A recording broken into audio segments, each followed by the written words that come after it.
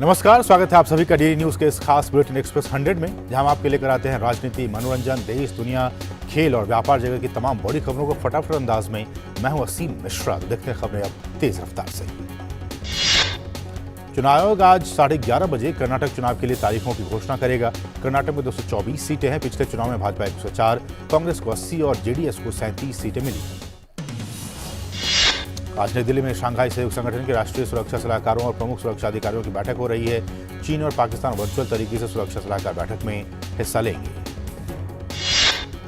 SCO सुरक्षा सलाहकारों की दिल्ली में हो रही बैठक में क्षेत्रीय संपर्क और सुरक्षा, चरमपंथ और आतंकवाद जैसे कई मुद्दों पर बातचीत होगी। बैठक में भारत के सुरक्षा सलाहकार अजीत डोभाल शामिल होंगे। कोयला मंत्रालय 106 कोल ब्लॉक्स के लिए आज नई दिल्ली में 7वें दौर की नीलामी की प्रक्रिया शुरू करेगा। निवेशकों की मांगों को देखते हुए कोयला खदानों का चयन किया गया है। आज लोकसभा में केंद्रीय मंत्री किरेन रिजिजू निरसन और संशोधन विधेयक 2022 पेश करेंगे। वहीं राज्यसभा में हिमाचल प्रदेश और छत्तीसगढ़ की कुछ जातियों को अनुसूचित जनजाति में शामिल करने वाले 2 बिल प्रस्तावित हैं। संसद के मौजूदा सत्र में पक्ष और विपक्ष के बीच गतिरोध बना हुआ है, जिसके कारण दोनों सदन में अहम विधायी कार्यों पर भी असर हो रहा है। अडानी समूह पर जेपीसी की मांग को लेकर विपक्ष लगातार नारेबाजी कर रहा है। कांग्रेस के पूर्व अध्यक्ष राहुल गांधी की लोकसभा सदस्यता रद्द करने और अडानी मामले पर महीने भर देशव्यापी प्रदर्शन करने की कांग्रेस ने रूपरेखा पेश की है। कांग्रेस ने घोषणा की है कि ब्लॉक स्तर से लेकर राष्ट्रीय स्तर तक प्रदर्शन किया जाएगा। इसमें अप्रैल के दूसरे सप्ताह में जय भारत महासत्याग्रह का आयोजन भी शामिल है। 35 बड़े शहरों में प्रेस कॉन्फ्रेंस की सीरीज होगी। बीजेपी नेता और कृषि मंत्री नरेंद्र सिंह तोमर ने कांग्रेस के विरोध प्रदर्शन पर पलटवार करते हुए कहा कि क्या गांधी परिवार खुद को कानून से ऊपर मानता है। बीजेपी का आरोप है कि राहुल गांधी अहंकारी हैं। वो न सिर्फ विदेश में जाकर देश की लोकतांत्रिक व्यवस्था का अपमान किया, बल्कि वो सुप्रीम कोर्ट की सलाह को भी अनदेखा कर रहे हैं। पीएम मोदी ने कलबुर्गी में पीएम मित्र मेगा टेक्सटाइल पार्क की स्थापना के लिए कर्नाटक को बधाई दी। पीएम ने उम्मीद जताई कि यह पार्क कर्नाटक की समृद्ध वस्त्र परंपरा का उत्सव मनाएगा और लोगों के लिए रोजगार के मौके भी प्रदान करेगा। पीएम मोदी ने कहा कि देश में बीजेपी की सरकारें आकांक्षा, विकास और प्रगति की पहचान बनती जा रही है।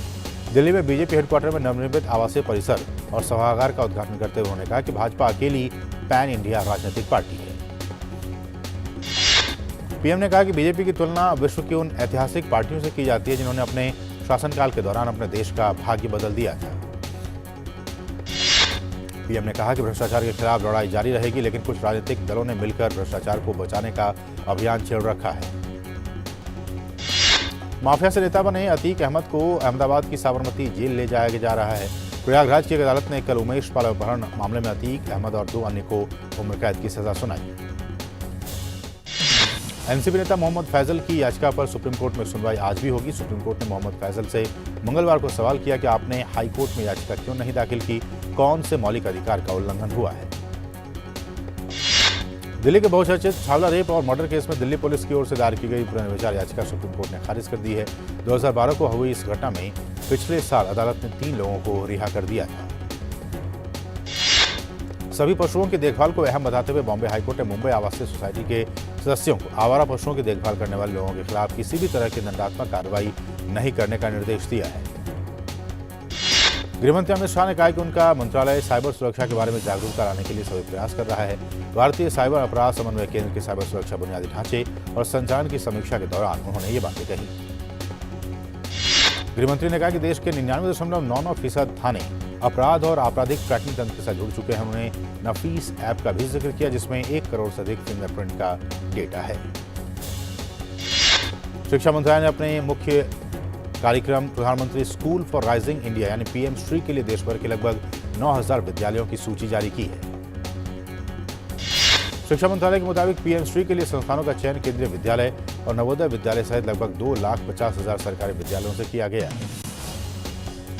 पीएम श्री के लिए स्कूलों की चयन प्रक्रिया में पाठ्यक्रम, दाखिला प्रक्रिया और अवसंरचना, मानव संसाधन और लैंगिक समानता सहित कुल 6 मानदंडों का मूल्यांकन किया गया है। उत्तराखंड के नामांकन में हो रहे G20 शिखर सम्मेलन में भाग लेने के लिए 17 देशों के 34 प्रतिनिधि पहुंचे हैं। इन सभी का उत्तराखंड की पारंपरिक टोपी और फूल देकर उनका स्वागत किया गया। रामनगर में G20 देशों की तमाम अहम मसलों पर मुख्य बैठक आज हो रही है। यहां प्रतिनिधि विज्ञान और प्रौद्योगिकी से संबंधित साझा हित के मुद्दों पर विचार विमर्श करेंगे। गुजरात के गांधीनगर में G20 पर्यावरण जलवायु सतत कार्य समूह की बैठक का आज आखिरी दिन है। इससे पहले कल भारत की ओर से ब्राजील को G20 की अध्यक्षता सौंपे जाने से पहले मजबूत आधार तैयार करने की प्रतिबद्धता दोहराई गई। बैठक के दूसरे दिन अध्यक्षता करते हुए भारत की ओर से ऋचा शर्मा ने अपने उद्घाटन भाषण में G20 देशों के बीच सहयोग और जलवायु परिवर्तन से निपटने के लिए समावेशी और सहमति आधारित दृष्टिकोण अपनाते हुए कार्रवाई करने पर जोर दिया। पर्यावरण जलवायु सतत कार्य समूह की दूसरी बैठक के दौरान भारत ने नमामि गंगे सहित विभिन्न परियोजनाओं के माध्यम से जल संसाधन प्रबंधन पर 4 प्रस्तुतियां दी। मुंबई में G20 सदस्य देशों के बीच व्यापार वित्त में सहयोग पर अंतर्राष्ट्रीय सम्मेलन हुआ।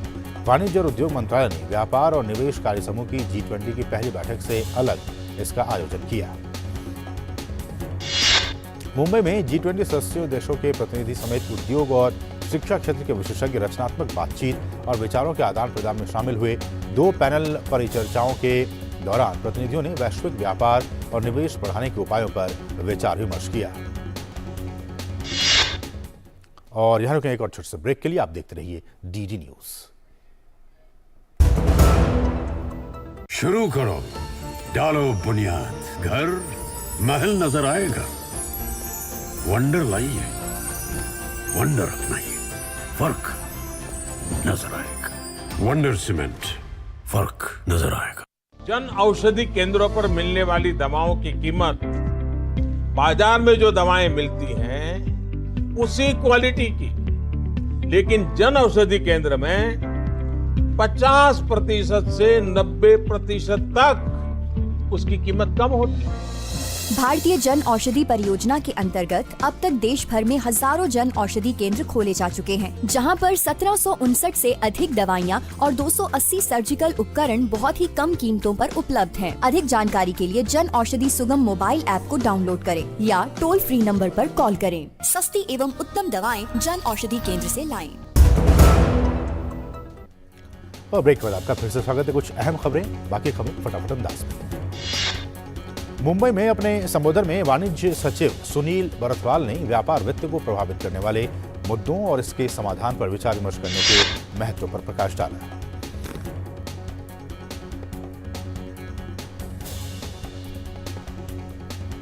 G20 देशों के कृषि कार्य समूह की दूसरी कृषि प्रतिनिधि बैठक आज से 31 मार्च तक चंडीगढ़ में हो रही है। बैठक में भारत के साथ 19 सदस्य राष्ट्र और 10 आमंत्रित देशों और 10 अंतर्राष्ट्रीय संगठनों के प्रतिनिधि भाग लेंगे। उम्मीद जताई गई है कि कृषि प्रतिनिधियों की दूसरी बैठक सदस्य देशों के लिए एक साथ आगे आने और स्थायी कृषि, खाद्य सुरक्षा और पोषण सुनिश्चित करने के तौर तरीकों पर चर्चा करने का एक अहम मंच साबित होगा।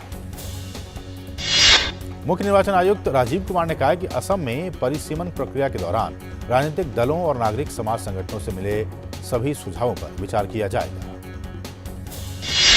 असम में निर्वाचन आयोग की टीम ने परिसीमन मुद्दे के सिलसिले में 9 राजनीतिक दलों और लगभग 60 संगठनों से मुलाकात की है। राजनीतिक दल या आम लोग अपने सुझाव 15 अप्रैल तक भेज सकते हैं।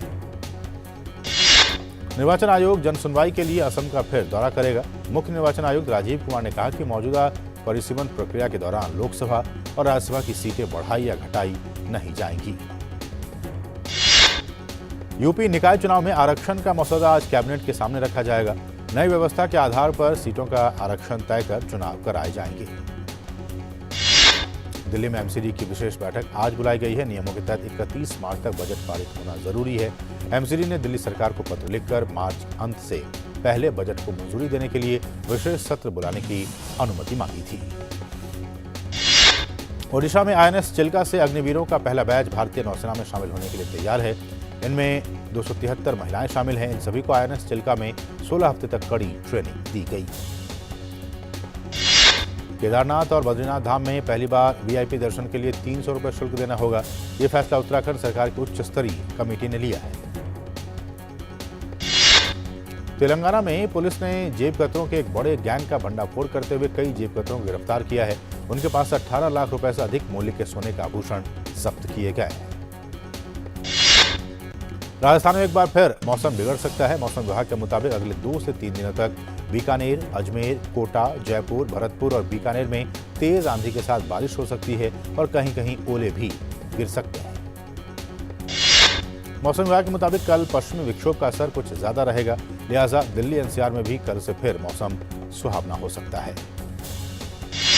चैत्र नवरात्र का आज 8वां दिन है। आज महाअष्टमी पर महागौरी की विशेष पूजा अर्चना की जा रही है। मंदिरों में श्रद्धालु मां के दर्शन के लिए पहुंच रहे हैं। भारतीय अक्षय ऊर्जा विकास संस्थान ने वित्त वर्ष 2022-23 के दौरान 16,320 करोड़ रुपए का ऋण वितरण करके एक अहम उपलब्धि हासिल की है। इससे पहले 2021-22 में आंकड़ा 16,071 करोड़ रुपए था। करदाताओं को कुछ और समय देने के लिए पैन और आधार को लिंक करने की अंतिम तिथि बढ़ाकर 30 जून 2023 कर दी गई है, ताकि लोग अपने आधार को पैन से लिंक करने के लिए निर्धारित प्राधिकारी को बिना किसी परेशानी के सूचित कर सके। केंद्र सरकार ने देश भर में इलेक्ट्रिक वाहनों के लिए 7,432 त्वरित चार्जिंग स्टेशन स्थापित करने के लिए 800 करोड़ रुपए की मंजूरी दी है। एयर इंडिया एक्सप्रेस और एयर एशिया इंडिया ने अपने ग्राहकों को बड़ी खुशखबरी दी है। एयरलाइन ने एकीकृत आरक्षण प्रणाली की शुरुआत की है। इससे यात्री अब एक ही एकीकृत वेबसाइट के जरिए दोनों एयरलाइनों के लिए टिकट बुक कर सकते हैं। वाणिज्य मंत्री पीयूष गोयल ने कहा कि चालू वित्त वर्ष में भारतीय वस्तुओं और सेवाओं का निर्यात 760 अरब डॉलर के स्तर को पार कर जाएगा। गेहूं के निर्यात पर प्रतिबंध जारी रहेगा। एफसीआई ने कहा है कि बेमौसम बारिश के कारण गेहूं का उत्पादन प्रभावित नहीं हुआ है। बारिश के बाद भी इस साल गेहूं का कुल उत्पादन रिकॉर्ड 11.2 करोड़ टन रहेगा। और यहां रुके एक और छोटे से ब्रेक के लिए आप देखते रहिए डीडी न्यूज। शुरू करो, डालो बुनियाद, घर महल नजर आएगा। वंडर लाइए, वंडर अपनाइए, फर्क नजर आएगा। वंडर सीमेंट, फर्क नजर आएगा। और ब्रेक के बाद आपका फिर से स्वागत है। कुछ दूसरी अहम खबरें फटाफट अंदाज में। ईपीएफओ ने अपने अंशधारकों के लिए ई पासबुक की नई सुविधा की शुरुआत की है। ईपीएफओ ने बताया है कि नई सुविधा के जरिए उनके अंशधारक अपने खाते के बारे में अधिक विवरण ग्राफिकल तौर पर देख सकेंगे। भारत की सबसे बड़ी stainless steel company Jindal stainless limited ने निकल की लॉन्ग टर्म उपलब्धता सुनिश्चित करने के लिए बड़ा कदम उठाया है। कंपनी इंडोनेशिया में 2 लाख मीट्रिक टन क्षमता का निकल पिग आयरन प्लांट विकसित करेगी। वेदांता लिमिटेड ने चालू वित्त वर्ष के लिए 7,621 करोड़ रुपए के अंतरिम लाभांश को मंजूरी दे दी है। कंपनी ने लाभांश भुगतान के लिए 7 अप्रैल को रिकॉर्ड स्थिति के रूप में निर्धारित किया गया है। माइक्रोसॉफ्ट के स्वामित्व वाले गिटहब ने भारत में 142 लोगों की छटनी की है। इसमें गिटहब इंजीनियरिंग विभाग के सभी कर्मचारी शामिल हैं। कंपनी ने मंगलवार को इसकी जानकारी दी। इससे पहले माइक्रोसॉफ्ट ने बड़े पैमाने पर कर्मचारियों की छटनी की थी। काबुल में आज भूकंप के झटके महसूस किए गए। रिक्टर पैमाने पर भूकंप की तीव्रता 4.3 मापी गई। आज सुबह 5:49 पर आए भूकंप की गहराई 10 किलोमीटर मापी गई। म्यांमार की पूर्व नेता आंग सान सू की अपदस्थ सत्ताधारी party national league for democracy सहित 40 राजनीतिक दलों को मंगलवार को भंग कर दिया गया। इन दलों ने सेना के राजनीतिक प्रभुत्व को बनाए रखने के लिए कराए जा रहे आम चुनाव के लिए तय समय सीमा के भीतर पंजीकरण नहीं कराया। रूस के बड़े पैमाने पर हमलों के बावजूद यूक्रेन के राष्ट्रपति ने मंगलवार को देश के उत्तरी हिस्से में स्थित सुमी क्षेत्र का दौरा किया। उन्होंने कहा कि उनका देश रूस को जवाब देने के लिए पूरी तरह से तैयार है। आईएईए के महानिदेशक राफेल ग्रॉसी आज रूस के कब्जे वाले ज़ेपोरिज़िया परमाणु संयंत्र का दौरा कर सकते हैं। राफेल ग्रॉसी ने परमाणु आपदा का खतरा रोकने के लिए संयंत्र में एक सुरक्षा स्थापित करने पर जोर दिया है। रूसी रक्षा मंत्री ने रूस के चेलियाबिंस्क और किरोव क्षेत्रों में हथियारों के कारखानों का दौरा किया। अधिकारियों ने कहा कि रूसी रक्षा मंत्री ने गोला बारूद की स्थिति का जायजा लिया। रूस के अधिकारियों ने रक्षा मंत्री को बताया कि इस साल के अंत तक हथियारों का उत्पादन 7 से 8 गुना बढ़ा दिया जाएगा। यूक्रेन ने कहा है कि रूस की ओर से मंगलवार को किए गए ताजा हमले में कम से कम 3 नागरिकों की मौत हो गई, जबकि 43 लोग घायल हो गए। यह हमला ड्रोन, ग्लाइडिंग बम और तोप से किया गया।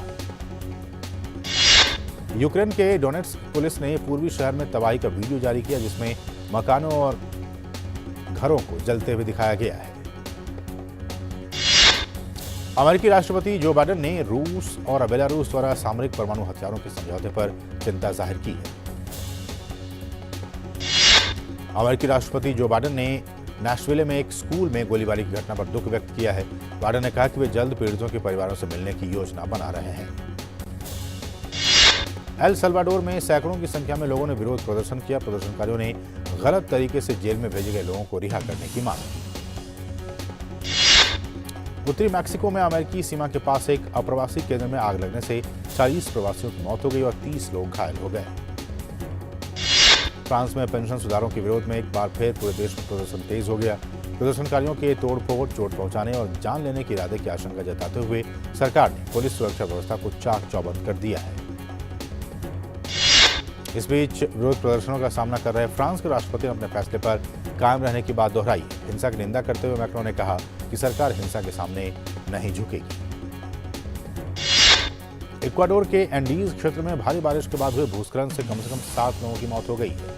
इसमें 23 लोग घायल हो गए और लगभग 50 लोग लापता बताए जा रहे हैं। कुछ इलाकों में मकान पूरी तरह से ढह गए हैं।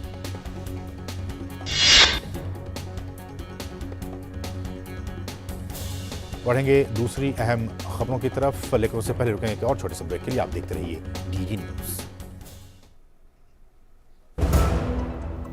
शुरू करो, डालो बुनियाद, घर महल नजर आएगा। वंडर लाइए, वंडर अपनाइए, फर्क नजर आएगा।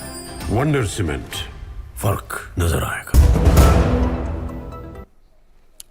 कुछ दूसरी अहम खबरें फटाफट अंदाज में। ब्राजील में मूसलाधार बारिश से बाढ़ का कहर जारी है। बाढ़ के कारण सैकड़ों की संख्या में लोग प्रभावित हुए हैं। ग्रीस में 2 पाकिस्तानियों को आतंकी हमले की साजिश रचने के मामले में गिरफ्तार किया गया है। रिपोर्ट के मुताबिक वे एक यहूदी रेस्टोरेंट को निशाना बनाने की योजना बना रहे थे। उनका उद्देश्य बड़े पैमाने पर नागरिकों को निशाना बनाना था। भारतीय फुटबॉल टीम ने 3 देशों की ट्राई नेशन इंटरनेशनल फुटबॉल का खिताब जीत लिया है। भारत ने किर्गिस्तान गणराज्य को 2-0 से हराकर यह खिताब अपने नाम किया। भारत और किर्गिस्तान गणराज्य के बीच ये मैच इम्फाल में खेला गया। 30,000 की क्षमता वाले खचाखच भरे स्टेडियम में भारत के लिए जिंगन और सुनील छेत्री ने गोल किए। मैरिड ओपन बैडमिंटन में आज भारत के शीर्ष खिलाड़ी अपने अभियान की शुरुआत करते दिखाई देंगे। सात्विक साईराज, रिंकी रेड्डी और चिराग शेट्टी की सामना पहले दौर में आज जापान के खिलाड़ियों के साथ होगा। वहीं महिला एकल में पीवी सिंधु भी फॉर्म में लौटने की उम्मीद के साथ कोर्ट पर उतरेंगी। पीवी सिंधु का सामना स्विट्जरलैंड की खिलाड़ी के साथ होगा। वहीं पुरुष एकल में किदम्बी श्रीकांत भी आज अपने अभियान की शुरुआत करते दिखाई देंगे।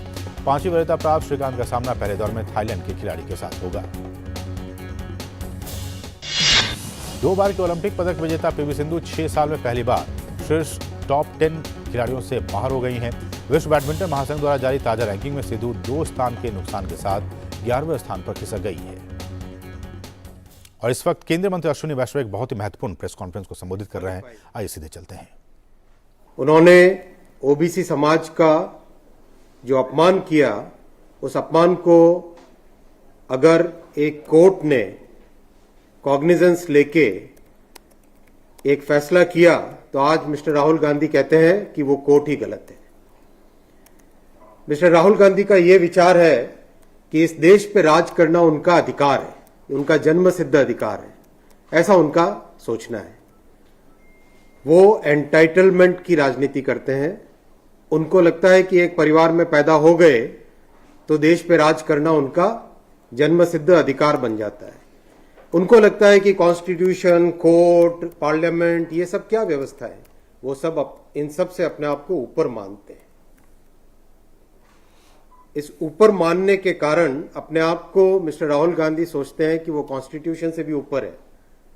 क्या संविधान में बनी हुई व्यवस्थाएं, जो इंस्टीट्यूशंस बने हैं, इस देश की डेमोक्रेसी ने बहुत गहराई से सोच समझ के एक पूरे मेथोडिकल वे में जो इंस्टीट्यूशंस बनाए, मिस्टर राहुल गांधी सोचते हैं कि वो उन इंस्टीट्यूशन से ऊपर है। वो सोचते हैं कि कोई भी कोर्ट उनके अगेंस्ट कोई जजमेंट कैसे दे दिया। उनको लगता है कि कॉन्स्टिट्यूशन में अगर सेक्शन आर्टिकल 102 में डिस्क्वालिफिकेशन का प्रावधान है, उनके ऊपर लागू नहीं होना चाहिए। उनको लगता है कि रिप्रेजेंटेशन ऑफ पीपल्स एक्ट के सेक्शन 8(3) में कोई प्रावधान है, उनके ऊपर लागू नहीं होना चाहिए। सब पे लागू हो, मिस्टर राहुल गांधी पे लागू नहीं होना चाहिए, क्योंकि वो एंटाइटलमेंट की फीलिंग के साथ राजनीति में है, क्योंकि वो ये मानते हैं कि देश पे राज करना उनका जन्मसिद्ध अधिकार है, क्योंकि वो मानते हैं कि सारे के सारे इंस्टीट्यूशंस, सारी की सारी डेमोक्रेटिक व्यवस्था, जितने भी इस देश ने बाबा साहेब अम्बेडकर जी के कॉन्स्टिट्यूशन के तहत इंस्टीट्यूशंस बनाए, वो सारे के सारे इंस्टीट्यूशंस उनसे नीचे हैं, उनका ये मानना है। साथियों, देश में बहुत ही विकट परिस्थिति बनी है।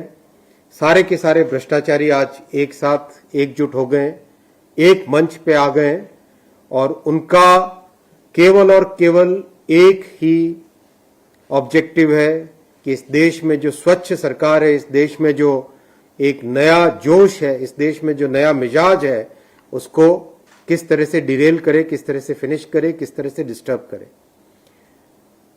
जो लोग आज अपनी बात को डेमोक्रेसी के अगेंस्ट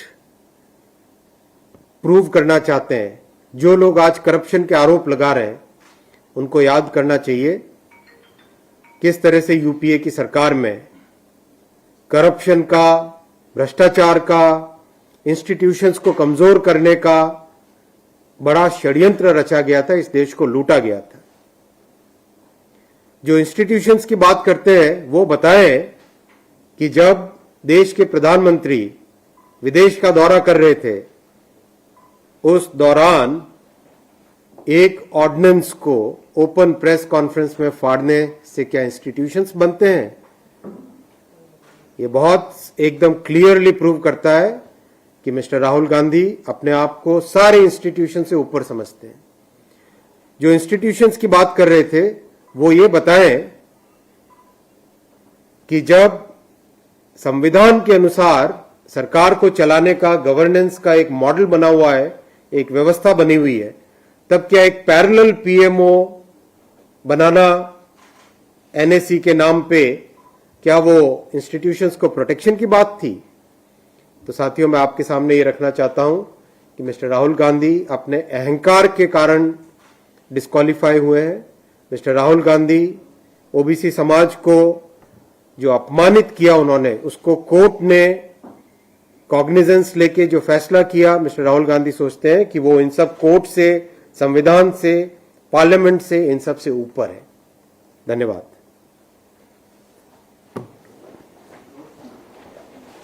तस्वीरें आप देख रहे थे, केंद्रीय मंत्री अश्विनी वैष्णव एक बहुत ही महत्वपूर्ण प्रेस वार्ता को संबोधित कर रहे थे और ये सारा मामला राहुल गांधी के डिस्क्वालिफिकेशन को लेकर है। उन्होंने कहा कि ओबीसी समाज का जिस तरह से राहुल गांधी ने अपमान किया, उसके बाद से कोर्ट ने अपना फैसला सुनाया है और उन्होंने ये भी कहा कि राहुल गांधी एंटाइटलमेंट की, क्योंकि एक वो गांधी परिवार में जन्म लिए हैं, इसलिए वो एंटाइटलमेंट की राजनीति कर रहे हैं और वो तमाम जो संवैधानिक संस्थाएं हैं, जो कोर्ट है, जो कचहरी है, उससे भी अपने आप को वो ऊपर मानते हैं।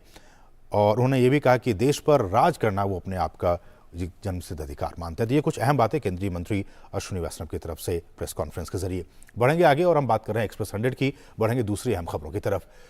पुरुष एकल में एचएस प्रणय विश्व रैंकिंग में 8वें स्थान पर कायम है, जबकि किदम्बी श्रीकांत एक पायदान गिरकर 21वें स्थान पर आ गए हैं। लक्ष्य सेन 25वें स्थान पर है।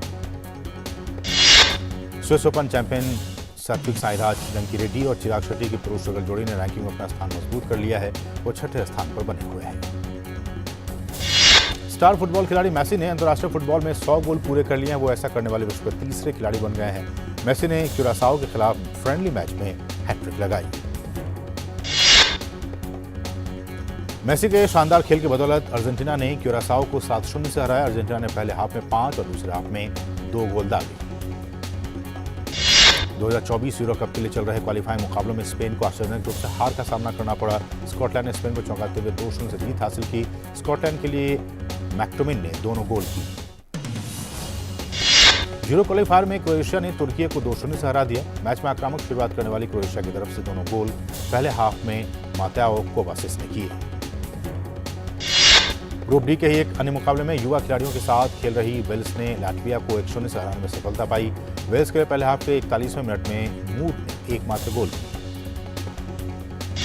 यूरोप में खेले गए एक दोस्ताना मुकाबले में बेल्जियम ने जर्मनी को 3-2 से हराने में सफलता पाई। बेल्जियम की तरफ से केविन डी ब्रुयने ने विजयी गोल किया। शीर्ष वरीयता प्राप्त स्पेन के कार्लोस अल्कराज ने मायामी ओपन के क्वार्टर फाइनल में जगह बना ली है।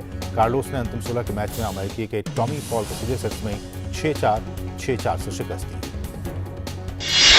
दिग्गज निर्देशक मणिरत्नम की आगामी फिल्म पोन्नियिन सेल्वन 2 का ट्रेलर आज रिलीज होगा। फिल्म में अभिनेत्री ऐश्वर्या राय बच्चन मुख्य भूमिका में नजर आएंगी। फिल्म बैड बॉय का नया गाना जनाबे आली आज रिलीज होगा। फिल्म में मिथुन चक्रवर्ती के बेटे नवाशी चक्रवर्ती डेब्यू करेंगे। तेलुगु फिल्म रावणासुर की रिलीज डेट की घोषणा कर दी गई है। फिल्म 7 अप्रैल को सिनेमाघरों में रिलीज होगी। सुधीर वर्मा के निर्देशन में बने इस फिल्म में अभिनेता रवि तेजा नजर आएंगे। फिल्म म्यूजिक स्कूल का फर्स्ट लुक रिलीज हो गया है। बच्चों के इर्द गिर्द घूमते इस फिल्म में अभिनेत्री श्रेया सरन मुख्य भूमिकाओं में नजर आएंगी। अभिनेत्री जैकलिन फर्नांडिस ने अमृतसर में अपनी आगामी फिल्म फतेह का पहला शेड्यूल पूरा कर लिया है। फिल्म में अभिनेता विद्युत जामवाल भी नजर आएंगे। अभिनेत्री तापसी पन्नू पर धार्मिक भावनाओं को आहत पहुंचाने का मामला दर्ज किया गया। एक शिकायत में कहा गया कि तापसी पन्नू ने सनातन धर्म को ठेस पहुंचाने की कोशिश की है। अभिनेता अजय देवगन की फिल्म मैदान का टीजर 30 मार्च को जारी किया जाएगा। इस दिन अजय देवगन की अपकमिंग फिल्म भोला भी सिनेमाघरों में रिलीज हो रही है। अभिनेता अमिताभ बच्चन ने प्रोजेक्ट के सेट पर घायल होने के बाद पहली बार अपने घर के बाहर प्रशंसकों का अभिवादन किया। फिल्म आदिपुरुष का दर्शकों को बेसब्री से इंतजार है। फिल्म के निर्माता भूषण कुमार और निर्देशक ओम राउत ने फिल्म के रिलीज से पहले श्री माता वैष्णो देवी मंदिर में दर्शन किए। निर्देशक रोहित शेट्टी की पहली Marathi film school college any life का नया गाना रंग बहारा का टीजर जारी हो गया है। फिल्म में अभिनेता करण परब मुख्य भूमिका में। अभिनेता बेलमकोंडा श्रीनिवास की बॉलीवुड डेब्यू फिल्म छत्रपति भव्य रूप से लॉन्च की गई। अल्लू अर्जुन के साउथ फिल्म इंडस्ट्री में 20 साल पूरे हो चुके हैं। एक्टर ने ट्वीट कर फैंस के साथ एक खुशी शेयर की। इसके साथ उनकी खुशी में फैंस के साथ साउथ और बॉलीवुड के स्टार भी शामिल हुए। प्रियंका चोपड़ा जल्दी ही बॉलीवुड में वापसी करने जा रही हैं। वो आलिया भट्ट और कटरीना कैफ के साथ फिल्म जी ले जरा में नजर आने वाली है। इसके साथ एक्सप्रेस में बस इतना ही। मुझे हमारी पूरी टीम को दीजिए।